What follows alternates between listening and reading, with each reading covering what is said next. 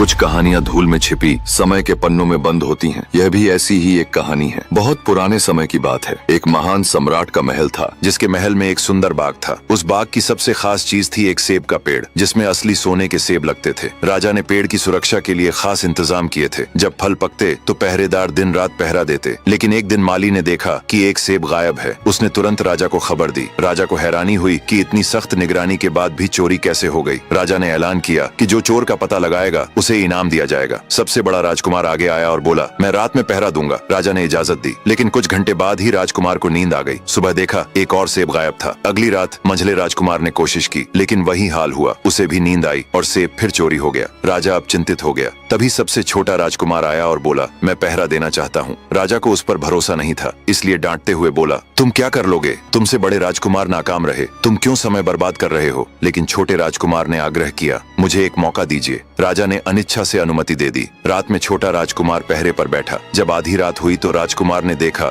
कि एक सुंदर सोने की चिड़िया कहीं से उड़ती हुई आई और सेब के पेड़ पर बैठ गई। उसने देखते देखते सोने का एक सेब तोड़कर अपनी चोंच में पकड़ लिया। राजकुमार ने फौरन निशाना साधकर तीर चला दिया, लेकिन तीर चिड़िया को नहीं लगा और वह पंख फड़फड़ाकर उड़ गई। हाँ, इतना अवश्य हुआ कि उसका एक सुनहरा पंख टूटकर जमीन पर आ गिरा। दूसरे दिन सुबह राजकुमार ने राजा को सारी बात बता दी और वह सोने का पंख उनके सामने रख दिया। पंख इतना चमकदार और कीमती था कि राजा उसे देखते ही रह गया। उसने कहा, अगर एक पंख इतना सुंदर है तो पूरी चिड़िया कितनी अद्भुत होगी। उसे पकड़ लाओ। सबसे पहले बड़ा राजकुमार चिड़िया की तलाश में निकला। चलते चलते वह एक जंगल में पहुंचा, जहां एक लोमड़ी पेड़ के नीचे आराम कर रही थी। राजकुमार ने तीर उठाया। तभी लोमड़ी बोली, मुझे मत मारो, मुझे पता है तुम किस काम से जा रहे हो। मेरी सलाह मानोगे तो सफलता मिलेगी। सामने एक गांव आएगा, वहां दो सराय होंगी, एक सजी सजाई, दूसरी पुरानी। तुम पुरानी में ठहरना। राजकुमार ने उसकी बात को हंसी में उड़ा दिया और आगे बढ़ गया। गांव पहुंचकर वह सजी सजाई सराय में ठहर गया और वहां के नाच गाने में ऐसा उलझा कि उसे अपने असल काम की याद ही नहीं रही। कई दिन बीत गए, राजकुमार नहीं लौटा। अब मंझला राजकुमार निकला। रास्ते में वही लोमड़ी मिली। उसने वही सलाह दी, लेकिन यह राजकुमार भी उसका मजाक उड़ाकर चला गया और अपने लक्ष्य से भटक गया। आखिरकार छोटा राजकुमार रवाना हुआ। रास्ते में उसे भी वही लोमड़ी मिली। राजकुमार ने लोमड़ी की बात को ध्यान से सुना और लोमड़ी से कहा, ठीक है, तुम जैसे कह रही हो मैं वैसा ही करूंगा। इस पर लोमड़ी खुश होकर बोली, तुम सबसे अच्छे लड़के मालूम होते हो। तुमने मेरी बात का मजाक नहीं उड़ाया। मैं तुमसे खुश हूँ और तुम्हारी मदद करूंगी। आओ, तुम मेरी पीठ पर बैठ जाओ, मैं तुम्हें उस सराय तक पहुँचा देती हूँ। देखते ही देखते लोमड़ी बहुत बड़ी हो गई और राजकुमार उस पर सवार हो गया। थोड़ी ही देर में वे मैदानों और पहाड़ों को पार करते हुए उस गाँव में पहुँच गए जहाँ सोने की चिड़िया कैद थी। फिर लोमड़ी ने राजकुमार से कहा, अब मैं तुम्हें बताती हूँ कि आगे तुम्हें क्या करना चाहिए। तुम सीधे चलो। आगे चलने पर तुम्हें एक बहुत बड़ा किला मिलेगा, जिस पर सिपाही पहरा दे रहे होंगे। तुम उनसे डरना मत और सीधे अंदर चले जाना, क्योंकि वे इस समय सो रहे होंगे। तुम बेधड़क होकर किले में घुसते चले जाना और कमरों को पार करते हुए उस जगह पहुँच जाना जहाँ लकड़ी के एक मामूली से पिंजरे में सोने की चिड़िया बंद है। चिड़िया को पिंजरे सहित उठाकर बाहर ले आना, लेकिन एक बात याद रखना, चिड़िया के पिंजरे के पास ही एक बहुत सुंदर सा सोने का पिंजरा भी रखा होगा। तुम भूलकर भी चिड़िया को उस पिंजरे में मत रखना। यह कहकर लोमड़ी चली गई। राजकुमार ने किले के पास जाकर देखा कि सचमुच सिपाही सो रहे थे। वह बिना डरे सीधा महल में घुस गया और थोड़ी ही देर बाद वह उस कमरे में जा पहुंचा जहां सोने की चिड़िया एक लकड़ी के पिंजरे में बैठी हुई थी। पिंजरे के पास ही सोने के 3 सेब पड़े हुए थे। इन सेबों को देखकर राजकुमार ने तुरंत पहचान लिया कि ये सेब उसके पिता के बाग के ही थे। सोने की चिड़िया इतनी सुंदर थी कि राजकुमार उसे देखता ही रह गया। वह उसे उठाकर लाने ही वाला था कि उसकी नजर पास ही पड़े एक सुंदर सोने के पिंजरे पर पड़ी, जिसमें कीमती पत्थर जड़े हुए थे। राजकुमार लोमड़ी की बात भूल गया और उसने चिड़िया को लकड़ी के पिंजरे से निकालकर सोने के पिंजरे में बंद कर दिया। लेकिन जैसे ही चिड़िया नए पिंजरे में गई, उसने जोर जोर से शोर मचाना शुरू कर दिया। राजकुमार पिंजरे को उठाकर कमरे से बाहर भी नहीं निकल पाया था कि बहुत सारे सिपाही कमरे में घुस आए और उन्होंने राजकुमार को पकड़ लिया। सिपाही उसे खींचते हुए राजा के दरबार में ले गए। राजा के पूछने पर राजकुमार ने सारी बात कह सुनाई। राजा बोला, तुम मेरे महल में चोरी करने के लिए घुसे थे। मैं तुम्हें माफ नहीं कर सकता। तुम्हें फांसी की सजा दी जाएगी, लेकिन मैं तुम्हें एक मौका देता हूँ। अगर तुम मेरे लिए सोने का घोड़ा ले आओ तो न सिर्फ तुम्हें छोड़ दूंगा, बल्कि सोने की चिड़िया भी तुम्हें दे दूंगा। राजकुमार को अपनी जान बचाने के लिए राजा की शर्त माननी पड़ी। अब वह सोने के घोड़े की तलाश में निकला। किले के बाहर उसने देखा कि लोमड़ी उसका इंतजार कर रही थी। उसने उसे सब बताया। लोमड़ी ने निराश होकर कहा, अब मैं तुम्हारी मदद नहीं करूंगी, तुमने मेरी बात नहीं मानी। अगर तुमने वैसा ही किया होता तो ये मुसीबत नहीं आती और सोने की चिड़िया तुम्हें मिल जाती। राजकुमार बोला, मुझे माफ कर दो, मुझसे गलती हो गई। तुम्हारी मदद के बिना मेरा काम नहीं चलेगा। राजा ने सोने का घोड़ा लाने को कहा है, नहीं तो वह मुझे फांसी दे देगा। लोमड़ी ने कहा, ठीक है, मैं तुम्हें माफ करती हूँ। मेरी पीठ पर बैठो और चुपचाप सीधे चलते जाओ। थोड़ी दूर पर एक किला मिलेगा, उसकी घुड़साल में सोने का घोड़ा बंधा मिलेगा। सब सोए होंगे, तुम चुपचाप जाना और घोड़े को खोल लेना। लेकिन याद रखना, वहाँ 2 जीनें होंगी, एक पुरानी चमड़े की, दूसरी सोने की। सोने की जीन को छूना भी मत। बस पुरानी जीन कसकर घोड़े पर सवार हो जाना और निकल आना। राजकुमार ने वादा किया कि वह ठीक वैसा ही करेगा। लोमड़ी ने उसे अपनी पीठ पर बैठाया और कुछ ही देर में किले के पास पहुंचा दिया। वहाँ उसे उतारकर वह चली गई। राजकुमार किले में घुसा। सभी नौकर चाकर सोए थे। वह सीधा घुड़साल में पहुंचा, जहाँ एक शानदार सुनहरा घोड़ा बंधा था। राजकुमार ने उसे खोल लिया। तभी उसकी नजर पास रखी सोने की जीन पर पड़ी, जो हीरे मोती जड़ी थी। वहीं एक फटी पुरानी चमड़े की जीन भी रखी थी। सुंदर घोड़े पर पुरानी जीन लगाना उसे अच्छा नहीं लगा। उसने सोने की जीन उठाई और घोड़े पर कसने लगा। तभी घोड़ा जोर से हिनहिनाया। सारे नौकर जाग गए और कुछ ही देर में राजकुमार पकड़ा गया। सिपाहियों ने उसे राजा के सामने पेश किया। राजा ने कहा, तुम मेरे घोड़े को चुराने आए थे, इसलिए तुम्हें फांसी दी जाएगी। लेकिन अगर तुम एक काम करो तो मैं तुम्हें छोड़ सकता हूँ। पास ही एक सोने का महल है, जिसमें एक सुंदर राजकुमारी रहती है। अगर तुम उसे मेरे पास ले आओ तो मैं तुम्हें इनाम में सोने का घोड़ा दे दूंगा। बेचारा राजकुमार फिर से एक नई मुसीबत में फंस गया। राजा की शर्त माननी पड़ी और वह राजकुमारी को लाने सोने के महल की खोज में निकल पड़ा। कुछ दूर चलने पर फिर से उसे वही लोमड़ी मिली। न जाने कैसे उसे सब पता था। वह बोली, तुमने मेरी बात नहीं मानी, इसलिए इस मुसीबत में फंसे। खैर, अब मुझे तुम पर दया आ रही है। मैं तुम्हें सोने के महल के पास छोड़ देती हूँ। तुम महल के पीछे छिपे रहना। जब शाम को राजकुमारी तालाब में नहाने आए तो उसका हाथ पकड़ लेना, लेकिन ध्यान रखना, उसे वापस महल में मत जाने देना। वह कहेगी कि माता पिता से मिलकर आती है, मगर उसकी बातों में मत आना, वरना फिर फंस जाओगे। यह कहकर लोमड़ी ने उसे महल के पास पहुंचा दिया। शाम को जब राजकुमारी आई तो उसने उसका हाथ पकड़ लिया। राजकुमारी बोली, मैं तुम्हारे साथ चलूंगी, लेकिन पहले अपने माता पिता से मिलना चाहती हूँ। राजकुमार बोला, नहीं, अभी मेरे साथ चलो। मगर जब राजकुमारी रोने लगी तो वह पिघल गया और कहा, ठीक है, जल्दी लौट आना। जैसे ही राजकुमारी ने किले में कदम रखा, पहरेदारों ने राजकुमार को पकड़ लिया और राजा के सामने पेश किया। राजा ने गुस्से में कहा, इसे फांसी दी जाए। राजकुमार रोने गिड़गिड़ाने लगा। राजा ने थोड़ी देर बाद कहा, अगर तुम हमारे किले के सामने वाले पहाड़ को 8 दिन में साफ कर दो तो हम तुम्हें माफ कर देंगे और राजकुमारी से विवाह की अनुमति देंगे। राजकुमार ने उस विशाल पहाड़ को देखा और अपने हाथ में एक छोटी सी कुदाली लेकर वह खोदने लगा। पर 7 दिन तक लगातार मेहनत करने के बाद भी बस एक कोना ही साफ कर पाया। वह थक कर बैठ गया। तभी उसे अपने पैरों के पास लोमड़ी की पूंछ हिलती दिखाई दी। उसने देखा, वही लोमड़ी थी। लोमड़ी बोली, मैं तुम्हारी मदद नहीं करना चाहती थी, लेकिन तुम्हें इतनी मेहनत करते देखा तो दया आ गई। अब तुम सो जाओ, बाकी मैं संभाल लूंगी। राजकुमार चुपचाप सो गया। सुबह आंख खुली तो वहाँ कोई पहाड़ नहीं था, सिर्फ सुंदर मैदान और महल का दृश्य था। वह सीधा राजा के पास पहुंचा। राजा खुश हुआ और वादा निभाते हुए राजकुमारी से उसका विवाह करवा दिया। जब वह राजकुमारी के साथ महल से निकला तो रास्ते में फिर से वही लोमड़ी मिली। वह बोली, बधाई हो राजकुमार, लेकिन अभी तुम्हारा सफर पूरा नहीं हुआ। अब तुम्हें सोने का घोड़ा और सोने की चिड़िया भी पाना चाहिए, क्योंकि वे तुम्हारे ही लायक हैं। राजकुमार ने हैरानी से पूछा, पर ये कैसे होगा? लोमड़ी बोली, जब तुम राजकुमारी को राजा को सौंपने जाओ तो पहले घोड़ा मांगना। जैसे ही घोड़े पर सवार हो जाओ, राजकुमारी को खींचकर अपने साथ बैठा लेना। वह हवा से बातें करेगा और कोई तुम्हें पकड़ नहीं सकेगा। फिर जब तुम अगले राजा के पास पहुंचना